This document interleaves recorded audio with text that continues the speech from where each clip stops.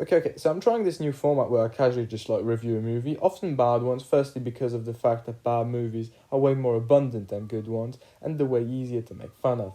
And trust me, we're gonna have a hell of fun today, while starving in the Meg.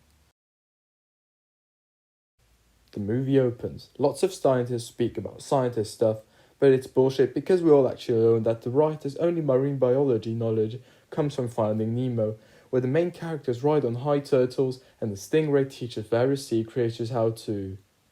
Wait, what does this guy even teach? I mean, how to swim? But like, what will he do that? So they don't drown? And like, why do they ride on his back if they can already swim? Like, and how are they even riding him if they just float around? I have so many questions, please answer them. So after speaking a lot of scientist stuff, they go and look for a diver. And wouldn't you know it, they go in a remote village to hire an alcoholic who hasn't dived in 5 years. What a brilliant idea. Also note that every badass in movies protagonist is like alcoholic, because without he'd look like way too nice and clean. And if you go further than alcohol, it just makes an unrelatable meth addict. Moving on, the next objective is to rescue 3 people that are stuck at the very bottom of the ocean. I should probably mention that the movie takes place on the Chinese coast. It's specifically indicated where, but I forgot, and I'm way too lazy to research it. But back to the task at hand, it seems like this woman is going to have to fish the 3 imbeciles that crashed their submarine at literally the worst place on the entire planet. Like, really, couldn't you find like an even worse spot than like 8 kilometers under the sea surface, infested by giant prehistoric sharks? And even worse, probably, was the billion-dollar project company sending down a marine biologist for a rescue mission? Couldn't you have sent people with like actual knowledge in rescuing people? God, it's the first 15 minutes and they're already making me angry. But okay, let's continue anyway. Next thing you know, she gets attacked by a squid that had mistaken her ship for a Kinder Surprise. And sure enough, he wants to crack the shell to get his toy. It's even funnier when you consider that the surprise is yellow.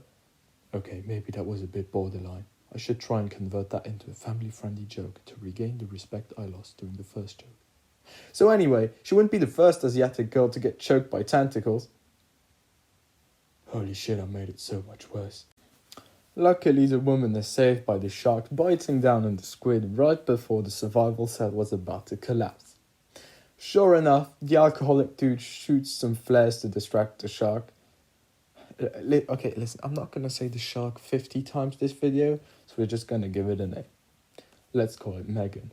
Moving on, they want to kill it, but instead of, being smart, like making a trap, because that's like, as humans, that's the thing we have, like intelligence, they just send out Jason with an harpoon against the 20-meter shark.